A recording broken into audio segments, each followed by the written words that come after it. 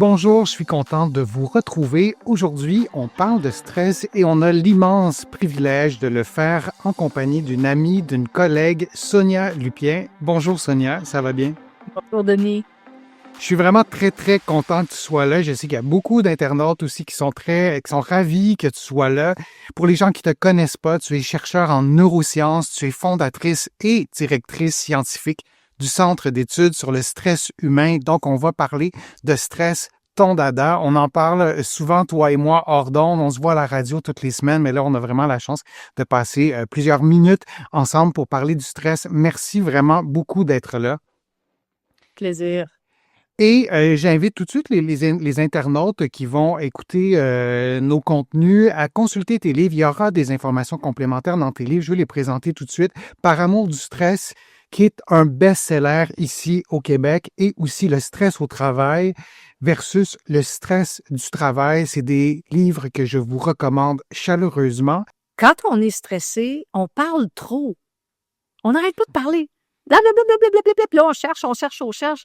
Mais ce que vous devez comprendre, c'est quand vous êtes rendu stressé au point où vous vous dites « Ah, je suis trop stressé, je dois faire quelque chose ».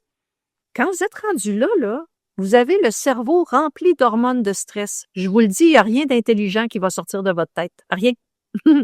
Pourquoi? Parce que là, vous avez le cerveau rempli d'hormones de stress. Donc, la meilleure façon, c'est d'utiliser son corps pour faire cesser la réponse de stress. Et les gens n'aiment pas quand je dis ça parce qu'ils ont l'impression qu'après 30 ans d'études sur le stress, je devrais leur arriver avec des façons très complexes de négocier le stress.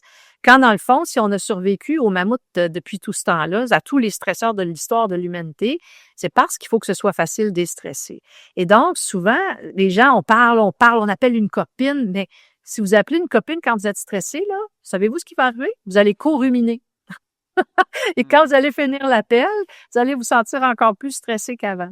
Et donc, le corps est un outil diabolique pour faire cesser une réponse de stress. Un exemple, allez au gym. Pas besoin d'aller au gym, allez marcher. Allez marcher. Moi, quand je suis stressée, je monte les escaliers partout.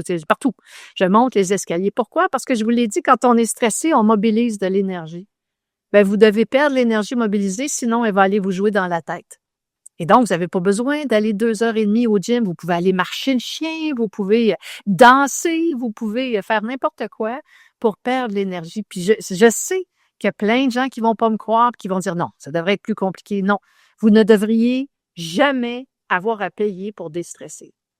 C'est intéressant de dépenser l'énergie que le stress nous donne, parce que le stress, ça donne aussi de l'énergie. Donc, de dépenser cette énergie-là avec notre corps de façon constructive, comme tu nous as souvent parlé en ondes à la radio, on se voit toutes les semaines à l'émission Pénélope, tu nous parles souvent, pas souvent, mais tu nous as réitéré cette utilité-là d'aller danser. C'est vraiment d'aller danser dans notre salon là, ou d'aller danser, peu importe.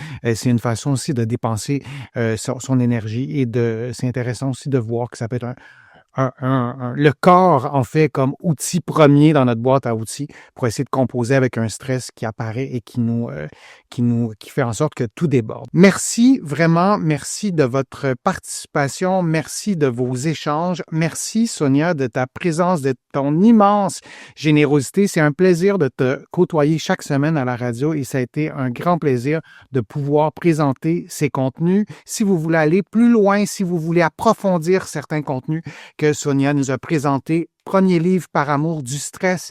Second livre à lire, absolument, Le stress au travail, le stress du travail. Et si vous êtes retraité, c'est une bonne idée de lire c'est le deuxième livre aussi. Vous allez trouver vraiment une mine d'informations sur des éléments qui touchent vraiment à votre quotidien et ça nous change le fait d'avoir lu ces deux livres-là.